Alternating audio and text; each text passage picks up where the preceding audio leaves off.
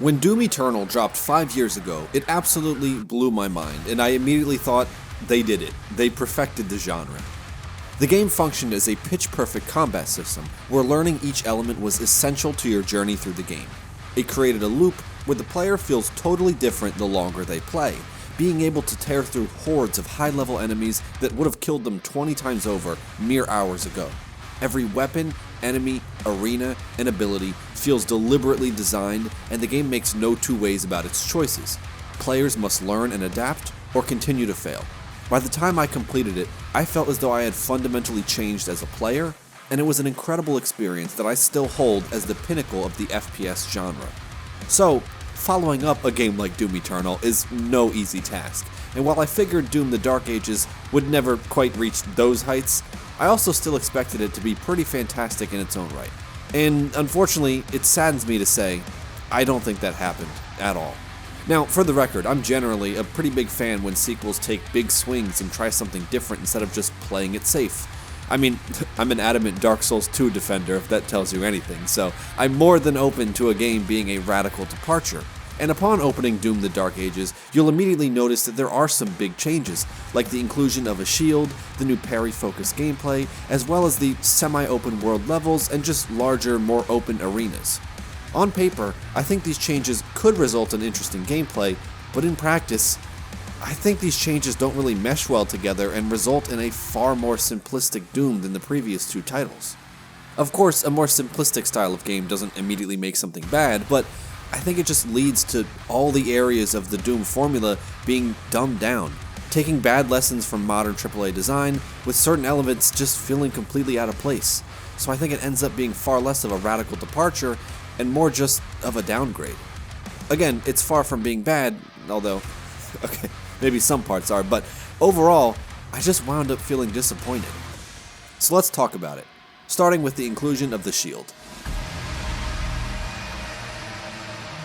The inclusion of a shield is easily the biggest change, as it adjusts both how the player operates, but also how the enemies work. Enemies now fire different projectiles and have a wide range of parryable attacks. Instead of just shooting demons the old-fashioned way, the game makes these parries the forefront and makes it clear that you need to parry first and then shoot, as parrying will do a lot of damage, stun the enemy, and open them up to taking more damage from your weapons. On the surface, this is an interesting twist, but it's a pretty shallow mechanic that doesn't really evolve much. You start the game by parrying the green attacks and avoiding or blocking red attacks. All enemies except grunts have both green and red attacks, and they are not only very easy to read, but the parry window is absurdly generous. And that's pretty much it for the whole time. Where the enemies in Doom Eternal had specific attacks or weaknesses that required you to be constantly swapping weapons and utilizing your game knowledge to fight each of them differently, like shooting off the Revenant's cannons or hitting the fodder demons with a big flamethrower burst for an ammo pickup, quick swapping to kill the Marauder, shooting the Pinkies from behind, etc., etc., Doom the Dark Ages kinda does away with that and not only makes parrying the main form of attack, but it mostly takes away enemy weaknesses, so there's really no need to ever swap through weapons or fight enemies in any unique ways. This change partly feels like a response to the people who complained that Doom Eternal was too complicated, and while I'm not opposed to a more simplified style, I think they went too far in the other direction and regressed to be even more simplified than Doom 2016, because frankly, I kinda feel like there isn't a reason to ever use more than like 2 guns in the whole game. This is thanks in part to the fact that quick swapping is sluggish now and usually is not worth doing if there's any projectiles on your screen because you'll just get hit, but also because the weapons all work. The only real holdup is going to be if the enemy has armor on, but that comes off super quick with a parry or a super shotgun blast. And speaking of that, the super shotgun and chain shot were just far and away the best guns in my experience, and they worked for everything. So much so that I didn't even bother leveling up the other guns I got because I just didn't use them. And even on Nightmare difficulty, I felt the game was significantly easier than even Ultra Violence in Eternal. It also doesn't help that the game is super forgiving with ammo, and once you get the melee upgrade that gives you your ammo back when you swing, ammo becomes a complete non-factor. So using the same gun just becomes the easiest way to play. Even Doom 2016 gave me more reasons to swap weapons than this. You can throw your shield at enemies too, which is, indeed a cool feature, although it becomes incredibly powerful and is basically just tears through all small enemies in like 1 or 2 throws. The reality of all this is that the new combat loop is really that simple, often forcing you to do nothing else but just parry and then shoot with the super shotgun, and it doesn't evolve. The clearest example of this is when you fight the cyber demons. These guys are introduced as mini-bosses early on, and the ideal way to fight them is to stand right in front of them, parry, shoot, until they die. This is me fighting one at the start of the game, and here's me fighting one at the end of the game. It's the same basic approach, and if I didn't tell you which was which, you would 100% wonder if it was the exact same section of the game. Every single large enemy in this game functions in the same way, and even the final boss can be absolutely melted. Here is a clip of my fight that lasted just over a minute. Now, to the naked eye, this clip might seem kinda cool. I mean, it's all happening pretty fast and I'm being very efficient, so it might give off the impression that I've mastered the game. But the truth is that I've been doing this exact same thing since the opening few hours. It's a very simple loop to understand, and it doesn't evolve. Parry, shoot, and then maybe mix in a melee or two here and there. Now, look, I'm not saying that there's no fun to be had with this, but I am saying that I just wish there was more complexity and variability to it. To put it in very simple terms, Doom Eternal made me feel powerful through my own mastery of the game's mechanics, whereas Doom the Dark Ages just kind of makes the player super powerful right from the very start. So if you want to just fly through the game and not think about it, honestly, you'll probably have a pretty good time with a new combat loop. But if you're looking for some level of complexity or variability, there's a lot to be desired here. Now, of course, whenever I make a point like this in a video, I inevitably have people telling me that it's my fault for using the guns that work. I should go out of my way to make my own fun. And look, I've said this before, but I just fundamentally disagree with the notion of having to make my own fun. That is the game designer's job, not mine. Sure, I could ignore all the issues and pretend there's more depth and use the shitty guns to purposely make it harder, but I mean, then where does that get us? That's the opposite of critical analysis, and at that point you could just convince yourself that anything is good if you simply pretend it is. In regards to the Dark Ages, this isn't a notion I'm just making up. I have seen some discussion about it, where some people feel that the decision to make the levels more open and the gameplay more simplified actually gives you some more freedom, especially in the new semi-open world levels. Now, the illusion of freedom in open world games is something I've talked about before, but Doom the Dark Ages and their new open areas might take the cake for the most pointless inclusion of an open world, so let's dive into that now. Okay, so no, technically Doom isn't actually an open world game now, but the level design in general is a significant shift away from the tight corridors and arenas of the previous 2 entries and far more sprawling and circular, with a few levels being genuine, full-on semi-open worlds, with a ton of optional content sprinkled all across the map. But nothing about the gameplay necessitates this inclusion. It's likely that the intent was that the devs wanted you to be moving around the arenas, constantly moving in a circle, but there's just 2 issues with this. One, it's just so much easier to stand your ground when facing off with big enemies, and 2, they removed the double jump and dash mechanics that were in Eternal. Like I mentioned before, fights like the Cyber Demon really require you to just stand in front of it and fight. If you try to move around, he's just going to constantly shoot at you with his hit-scan gun, or summon these things that come out of the ground. He is quite literally designed for you to get up close and personal with, and just stand there, which is kinda at odds with these big open levels. Add to that the lack of real movement mechanics, and you'll find that the game can feel a bit stilted at times. I mean, this is a game with waves of projectiles coming at you, and most of them are heat-seeking and will follow you as you move, but without the ability to double jump or dash out of the way, it sometimes forces you to stand and block, waiting for a parryable attack, which isn't the most thrilling, especially when the sprint is only moving forwards, meaning you can't sprint sideways, which takes away the ability to run away from attacks while still firing back. To be fair, there is a shield dash ability, which works fairly well when there's a bunch of smaller enemies around you, though it doesn't really solve the issue, however, as it can only be used for moving forwards. If the game leaned harder into being a bullet hell with even more projectiles and then allowed you to double jump or dash around them, I think the open levels might start to make more sense and could actually work pretty well. Though, to be fair, I think the levels aren't great regardless. I mean, even a 3D bullet hell like Returnal has far more interesting level designs that aren't just circular arenas. And, I mean, look at this. We're in a giant fucking city or this mind-bending Lovecraftian dimension, and the best we can do for levels is like these little open circular arenas? This is just bland. The actual semi-open world chapters don't make sense at all to me, however, as I don't see what they offer, even if the game incentivized more movement. You fight enemies in big open arenas, and then you spend your time running through empty terrain, getting to the next objective marker. This is Doom gameplay in big 2025. Now, of course, you might be thinking, oh, well, they're open to incentivize exploration. But not only are these levels mostly devoid of interesting content, but the lack of traversal mechanics greatly limits the explorability and the secrets that could be hidden within, which ironically is like the exact thing that open world levels are supposed to excel at.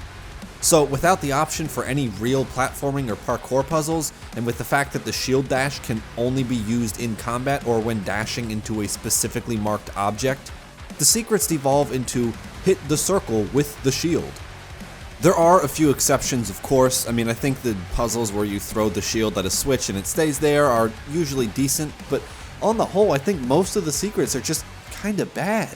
And I gave up exploring by the end because I had more than enough resources, and I just found no joy in looking for these incredibly bland secrets. Like, why did a Doom game need to have find all the statues hidden in the level puzzles? These things are boring as shit and just reek of, well, modern open world games have these, so we should include them too. There's also just a general sense of sloppiness that wasn't found in the previous games. Because they fundamentally altered the player's mechanics, they had to make adjustments to everything else, but in the process, they created some inelegant solutions. For one, fodder enemies still fire projectiles at you because, of course, they need to teach you how to use the shield in the beginning of the game. So, they have to have fodder enemies that shoot at you. The problem with this is that it means the fodder enemies will always be shooting projectiles at you, and later in the game, I found that many of the times I died or came close to death was because some fodder demon was just off in a corner somewhere firing projectiles at my back. And since you need to stand there and parry attacks from the big enemies, the reality is you're gonna get hit by some attacks that you could do nothing about. Now obviously, this isn't that big of an issue, but it is just a generally inelegant way to use the fodder demons, especially since they don't specifically function as ammo or health pickups anymore.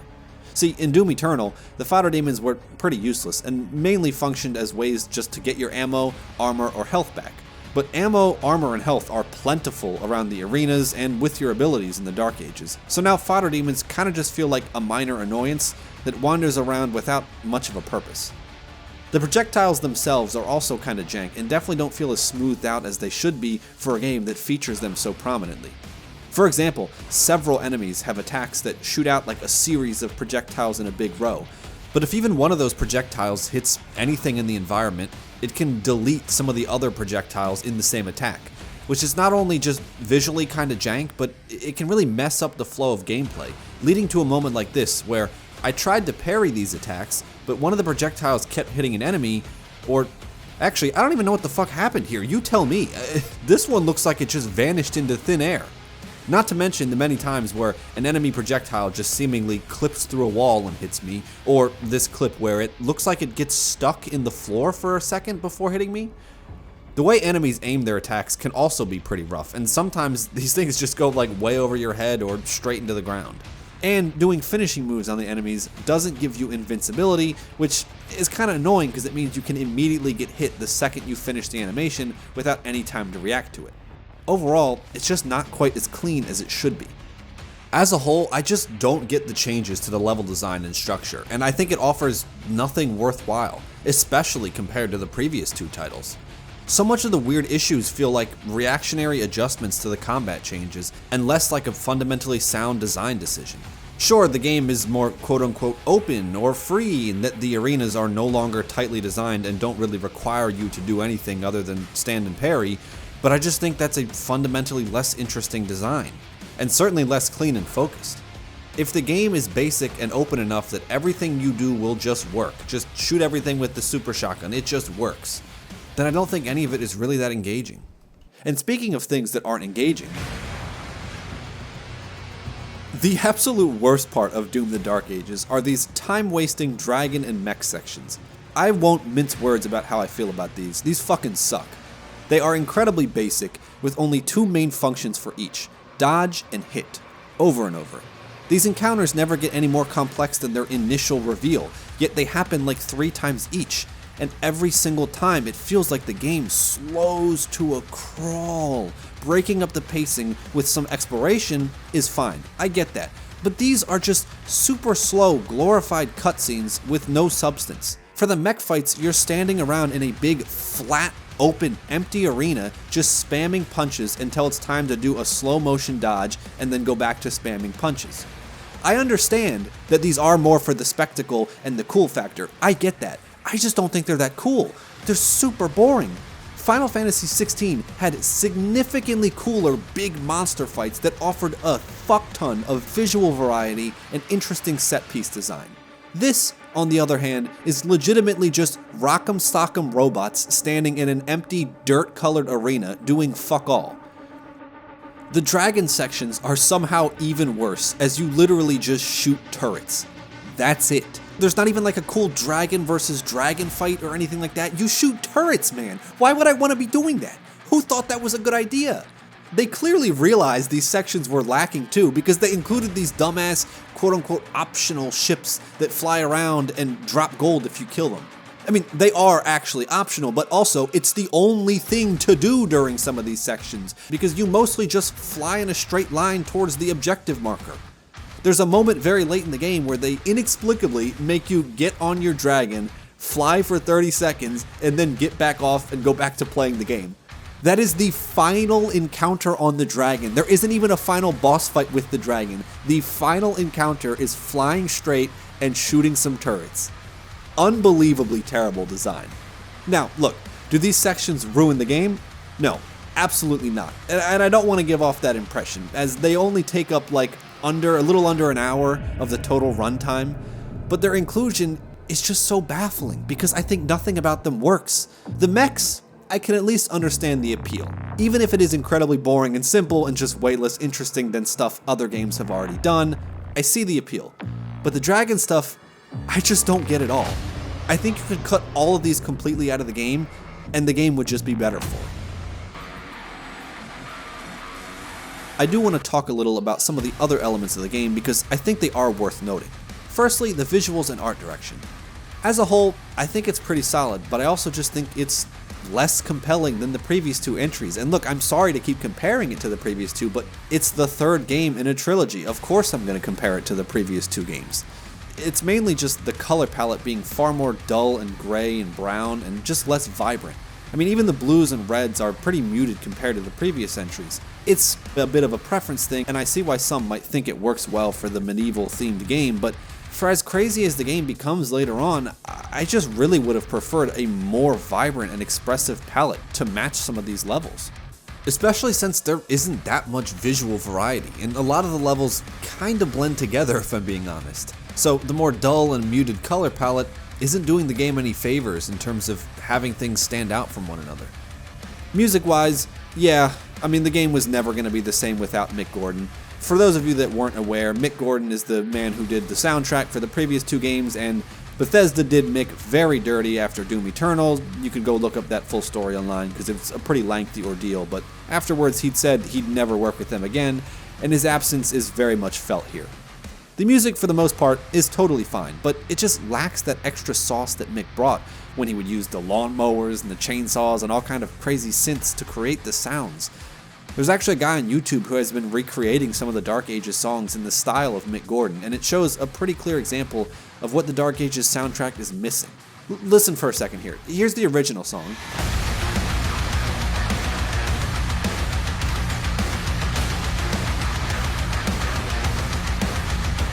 Right, pretty decent, but it's just lacking some punch. And now here's the fan remade version in the style of Mick Gordon.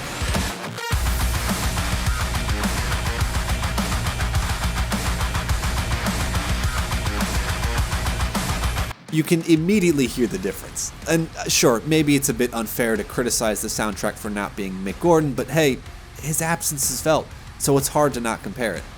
And then lastly, we have the story. It's fine. Nobody in the history of ever has played a Doom game for the story, and so yeah, this one's no exception either. It is a little strange just how many cutscenes there are and how big a deal they make of this game's story, given that it is pretty much just the exact same Doom guy is badass story that the others have.